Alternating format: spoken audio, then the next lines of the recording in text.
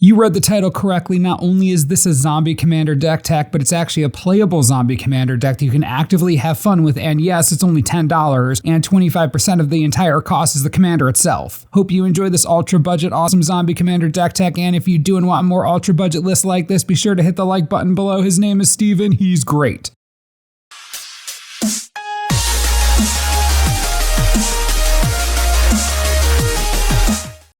Wilhelt the Rotcleaver is 2 of anything, 1 blue and 1 black for a 3/3 legendary creature zombie warrior. Whenever another zombie you control dies, if it didn't have Decayed, create a 2/2 black zombie creature token with Decayed. At the beginning of your end step, you may sacrifice a zombie. If you do, draw a card. Wilhelt is an absolute bomb of a zombie commander, giving you literally everything you could ever want in a single card. It's an endless zombie token production machine, triggering every single time another zombie you control dies, every time. And then you also get a free sacrifice trigger and a free card. Yes, of course it's a free card because you're playing a zombie deck, and sacrificing zombies means literally nothing to you. Wilhelt not only synergizes with itself, but it basically synergizes with everything zombie decks do, and that's what this deck does. For $10, we do all the zombie things.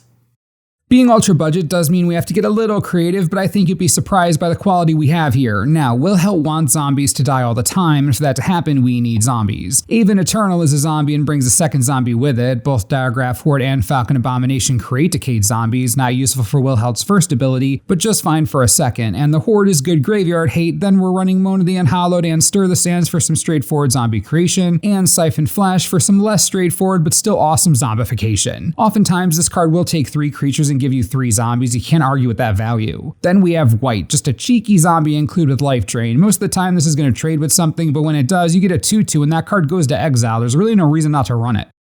This deck runs almost 40 zombies, not including the sorceries we just covered, so while the section on zombie creation wasn't huge, try to remember that every single creature we go over is a zombie, so we'll have no lack of undead flesh to sacrifice. With that in mind, let's focus a bit on Wilhelt's first ability. We want our zombies dying all the time so we can make more zombies and then kill them. Fleshbag Marauder, Ravenous Rotbelly, and Fodder Cannon are sacrifice outlets that turn into removal. The Marauder and Rotbelly will 99% of the time gain you serious value, and the Fodder Cannon sticks around shooting decayed zombies for as long as you want, annihilating a large number of commander-relevant creatures. Each sacrifice creating more fodder for the cannon with Wilhelt out. It's so good.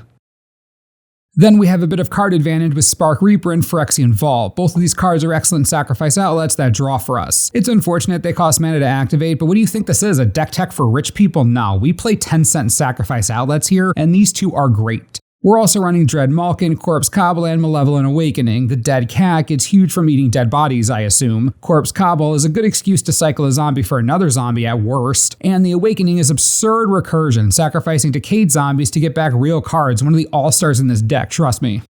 So we have a bunch of ways to kill our own stuff in addition to Wilhelt doing it for us. Time to utilize some death trigger synergy. Archschool of Thraben lets you peek at your top card on every zombie death, drawing you a card roughly 40% of the time. That's disgusting. Corpse Augur draws you a potential bunch of cards when it dies, and Undead Augur sits back drawing you cards on every zombie death. Ghoulish Procession is a sick enchantment that replaces your non-token zombies with a 2/2 decayed zombie on their death, only once per turn, but each player's turn is a different turn, so I wouldn't worry too much about not triggering this enough. Then, of course, we have to play Quest for the Gravelord. It'll take roughly -3 seconds to get 3 quest counters on this thing, then we get a free 5/5 zombie giant again. Yes, it's free because creatures dying mean absolutely nothing. Playing a lot of zombies, sacrificing them, playing some more, time to give these zombies a little more bite. Let's make the Decayed 2/2s dangerous. Blade Stitch Scab, Narfi, Betrayer King, and Liliana's Mastery all pump our zombies up, with the Mastery bringing along 2 friends for the ride. Diagraph Captain not only anthems for us, but also has a life loss trigger on zombie death, so the game will be over real fast. Liliana's Devotee gives a power boost and is a zombie production engine with an absurdly easy to trigger ability. And Lord of the Accursed not only anthems your zombies, but also gives them evasion, because that's safe. All zombies gain menace, all of them. How insane Lord of the Accursed is, such nonsense. That's why we spent the big money to get it in here, 20 cents. I know, almost had to take out a loan. Speaking of stat buffs, Accursed Horde gives an attacking zombie indestructible for a fair cost, and it doesn't tap, so go nuts. And if you ever have any extra mana, Pontiff of Blight gives everything extort. We do also have some token-specific buffs. Eternal Skylord gives your zombie tokens flying, in addition to bringing a zombie army token with it. Gleaming Overseer also brings a friend and grants hexproof and menace to all your tokens. And finally, Vizier of the Scorpion once again bringing a friend gives all your zombie tokens Death Touch. It was already not fun blocking 2/2 zombies, but with these out, it's just a bad idea. Wilhelt wants us to sacrifice our non-token zombie creatures. You can just tell, look into those eyes, it's magical. Since we will have to sacrifice a large number of our zombies to make the deck work, recursion becomes a central theme. We don't want anything gone for good, so the recursion package is aggressive and powerful. Let's start with bringing things back to the hand. Draugr Recruiter brings back after a simple boast trigger. Eternal Taskmaster sort of does the same thing, but slightly more specific. Ghoul Raiser Ghoul Raises, Gravedigger digs graves, Possessed Scab can get back a valuable spell if there's something better than a zombie in the yard, and Woebearer has a pretty easy recursion trigger thanks to Fear. Cruel Revival is removal that turns into recursion, pure card advantage right there. Crawl from the Cellar can be cast twice and makes a zombie bigger in the process, and Ghoulcaller's Chant is just broken. 1 black mana for 2 zombies doesn't get any better than that. And then the only graveyard to battlefield recursion we could afford is the beefy Gravespawn Sovereign. At least the ability is easy to activate. You know how simple it is to get 5 zombies on the battlefield? The Sovereign is going to do a lot of work for you. Going one step further, we have a tiny bit of graveyard synergy. Tormod the Desecrator is hilarious and perfect for this deck. With the giant recursion package we have, including some repeatable effects, Tormod's going to trigger a non-zero amount of the time, giving us more 2/2s to play with. Then there's Hour of Eternity. Yes, it does require that you exile creatures from your graveyard, but this isn't a card to just play out all willy-nilly. This is your endgame win condition when there's nothing left to do but lay your cards on the table, literally, and pull out all the stops. This is your Hail Mary, your big red button, and all these tokens are copies of whatever you exile, so bring the pain, friendo. The deck's purpose is to be fun and engaging while also not being terrible, so there's a bit of spice here. Skin Thinner turns face up to kill something, and Unliving Psychopath is truly the gift that keeps on giving. With each Anthem on the battlefield, the Psychopath grows stronger, giving its second ability more and more reach. We've got card advantage and Eternal of Harsh Truths on unblocked attacks, Grave Defiler on entry to the battlefield, huge card by the way, so many zombies, and Chill of the Grave. Little bit of disruption and annoyance on the table for a cheap cost and a cantrip.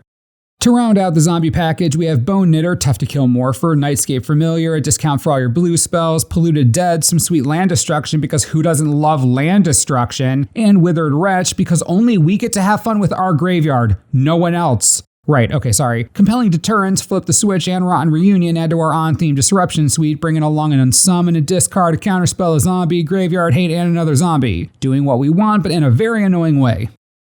The last non-land zombie-related card we're running is Lazotep Plating. There are times we won't want specific zombies to die. This helps with that and even brings another zombie to the party if you don't already have a zombie army. After that, we were thankfully able to include a handful of mana ramp and fixing. Charcoal Diamond, Commander Sphere, Mind Stone, and Sky Diamond. This isn't the cheapest deck mana-wise out there, so these rocks will help support what we're trying to do here in a big way.